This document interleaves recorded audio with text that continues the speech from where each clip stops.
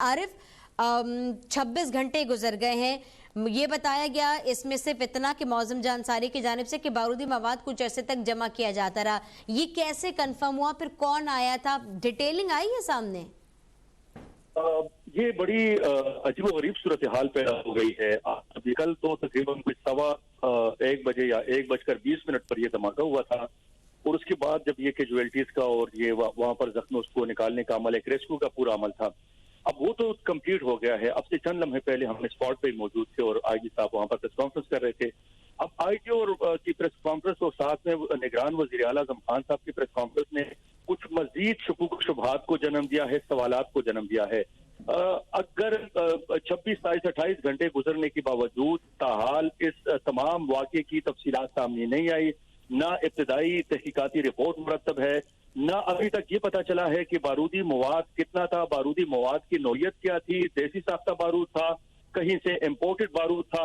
ये तमाम चीजें ताहाल तशना है। और आज जब वज़ीर आला, निगरान वज़ीर आला और आईजी साहब ने प्रेस कॉन्फ्रेंस की तो उसमें बताया गया कि इम्कान है कि हमलावर मेहमान की शक्ल में पुलिस लाइन पर आया था और थोड़ा थोड़ा करके वो बारूद इकट्ठा कर रहा था।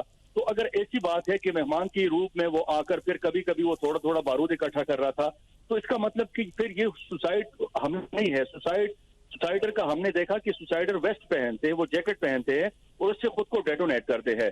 तो अगर यहाँ पर बारूद जमा होता गया और फिर उस बारूद को, तो फिर ये इसकी तस्दीक 100% नहीं की जा सकती कि ये हमला खुदकुश था या ये हमला बारूद रख के किया गया है। और आज भी आईजी साहब ने प्रेस कॉन्फ्रेंस में ये बात की है कि वो 100% यकीनी तौर पर ये नहीं कह सकते कि हमला खुदकुश था या यहाँ पर बारूदी मवाद रखकर किया गया था।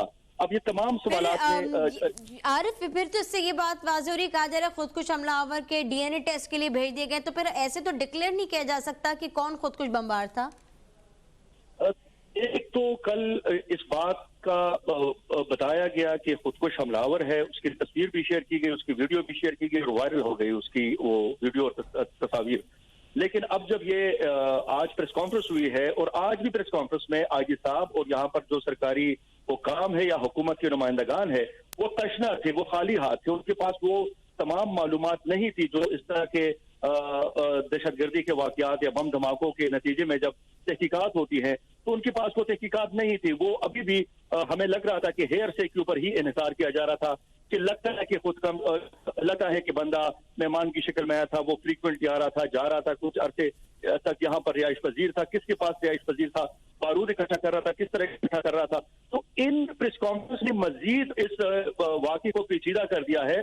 और यहाँ पर अब से चंद लम्हे पहले जब हम स्पॉट पे थे तो वहां पर भी पुलिस की भारी नफी और आला पुलिस के हुकाम और जो दीगर पुलिस के लोअर कैडर के लोग हैं, अजीब गरीब हम वहां पर बातें हमने सुनी, मुतअद्दिद लोगों से बात हुई, हर एक बंदे की अपनी एक कहानी थी। लेकिन बहरहाल अफसोसनाक वाक़या है और इस वाक़े की जो अभी तक वो तमाम तफसीलात जारी कर दी हैं, तो तकरीबन कोई 95-96 तक लोग इसमें शहीद हैं और 200 प्लस इसमें जख्मी है। तो इब्तिदा में बताया जा रहा था कि इस मस्जिद की पूरी जो कैपेसिटी है वो 300-350 है।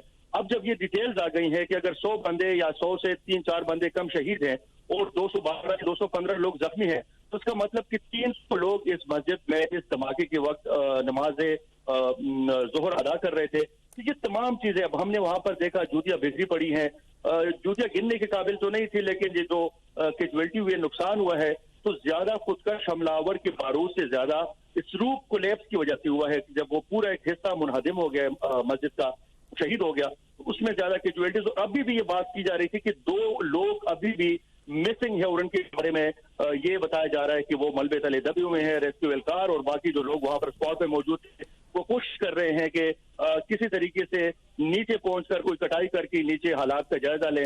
तो इत्तलात है कि मजीद 1-2 लोग मजीद अभी भी मलबे तले दबे हुए हैं। जी, आरिफ यूसुफजई हमें तफसील से आगाह कर रहे थे।